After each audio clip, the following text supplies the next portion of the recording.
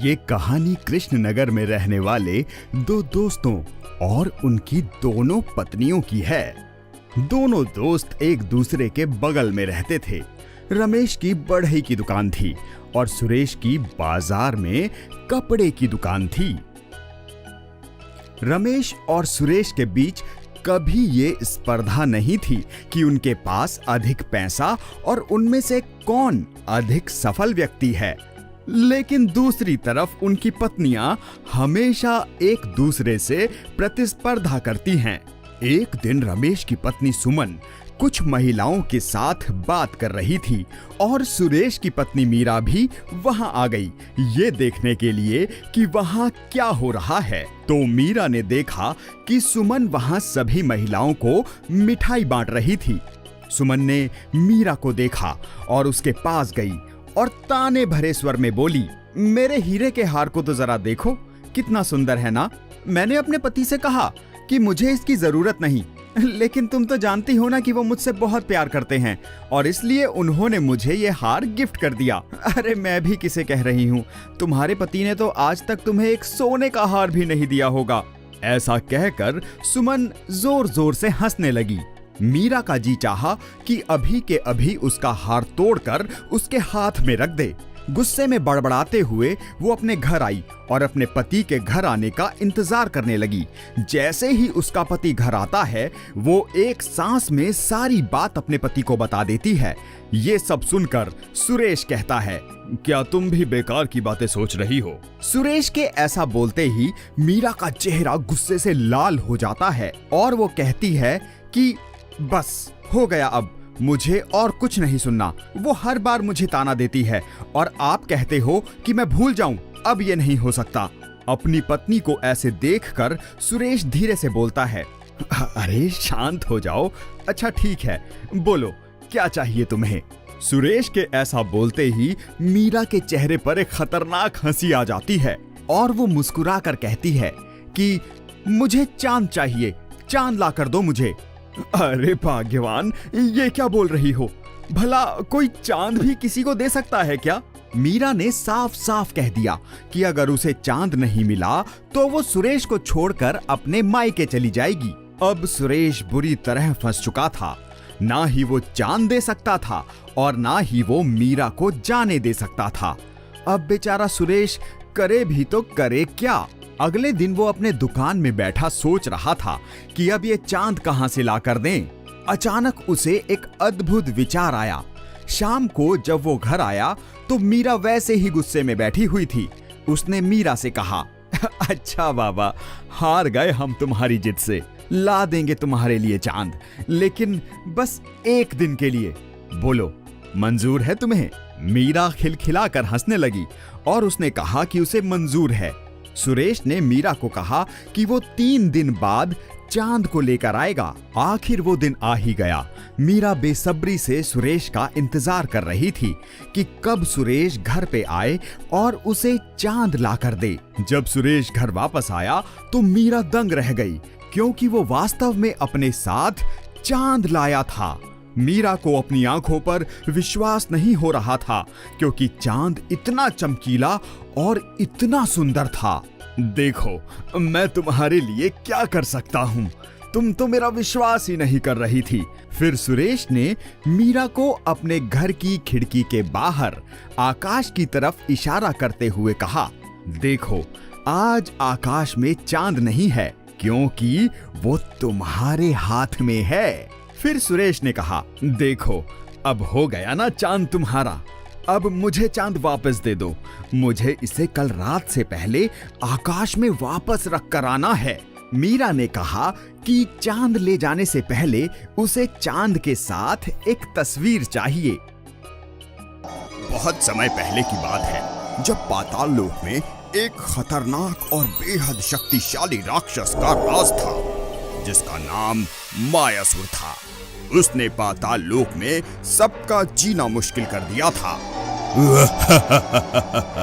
मैं तुम सबका राजा हूँ, मैं सबसे शक्तिशाली हूँ और तुम सब मेरे गुलाम हो। सब उसके अत्याचार से परेशान थे, और उससे छुटकारा पाना चाहते थे। एक दिन जब मायासुर अपने महल से निकला तो एक नादान बालक खेलते खेलते उसके सामने आ गया। उसने शक्तियों के अहंकार में चूर मायासुर ने बच्चे को देखा और कहा, ए बच्चे, तेरी इतनी हिम्मत कि तू मुझसे आगे चलेगा? लगता है आज तुझे तेरी मौत बुला रही है। और ऐसा कहकर उसने बच्चे को मारने के लिए अपना हाथ उठाया। तभी वहां एक बूढ़ी औरत आती है और कहती है, इससे पहले कि आप कहानी में खो जाएं, हिंदी स्टोरी बॉक्स चैनल को सब्सक्राइब करें और वीडियो लाइक करना न भूलें। अब कहानी शुरू करते हैं। एक छोटे बच्चे पे क्या अपनी शक्ति दिखाते हो? अगर हिम्मत है तो उन 3 भाइयों को मारकर बताओ, तब समझेंगे हम कि तुम में कितनी शक्ति है। ये सुनकर मायासुर को बहुत गुस्सा आया। उसका जी चाहता था कि वो इस बूढ़ी औरत को भी मार दे, लेकिन वो जानना चाहता था कि वो तीनों भाई कौन हैं, जिनको हराने की चुनौती ये बूढ़ी औरत दे रही है। मुझे पता है मुझे कोई नहीं हरा सकता, लेकिन मैं जानना चाहता हूँ कि ऐसा कौन है जिसने तेरे दिल में ये उम्मीद जगाई। कौन है, बता मुझे। बूढ़ी औरत मायासुर को बताती है कि वो तीनों भाई धरती के वासी हैं और उन्हें जादुई शक्तियों का वरदान है। मायासुर ये बात सुनकर धरती पे आ जाता है और उन तीनों भाइयों को छुप कर देखता है ताकि उनकी शक्ति का अंदाजा लगा सके।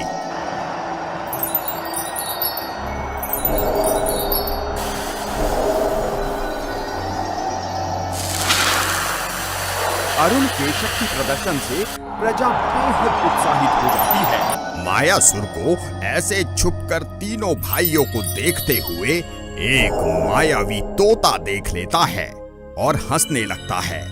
ये देखकर मायासुर को तोते पे बहुत गुस्सा आता है। तभी तोता मायासुर से कहता है,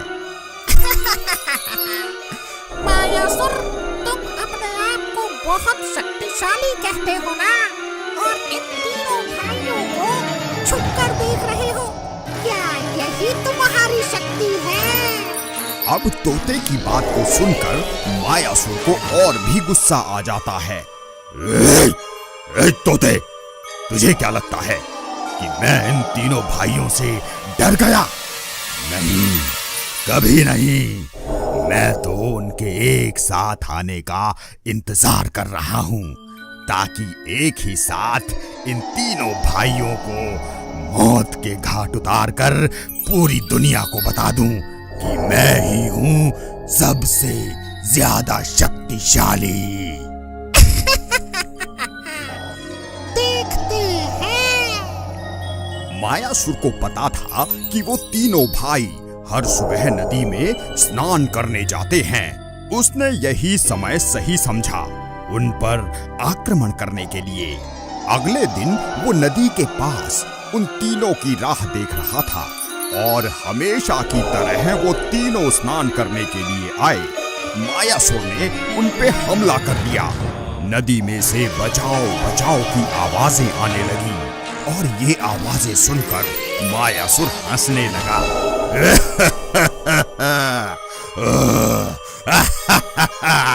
तभी अचानक से ये आवाजें बंद हो गई और पूरे वातावरण में शांति सी छा गई।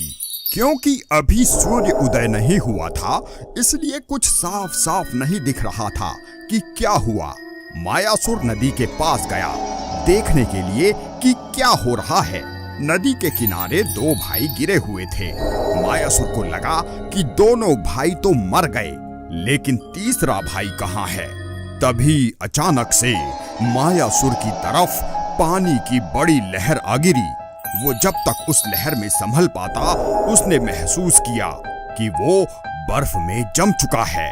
कुछ देर बाद जब मायासुर को होश आया, तब उसने देखा कि वो एक पेड़ से बंधा हुआ है। उसने बहुत कोशिश की कि वो पेड़ से खुद को छुड़ा ले, लेकिन वो छुड़ा नहीं पाया। तभी तीनों भाई उसके सामने आकर हंसने लगते हैं और कहते हैं क्यों, क्या हुआ, जरा डर लग रहा है ना? कितनी शर्म की बात है, पाताल लोक का राजा अब हमारे सामने ठंड से कांपते हुए डर रहा है। नहीं भैया, इसे डर नहीं लगता है, ये तो हमें मारने आया है और दुनिया को अपनी शक्ति दिखाना चाहता है।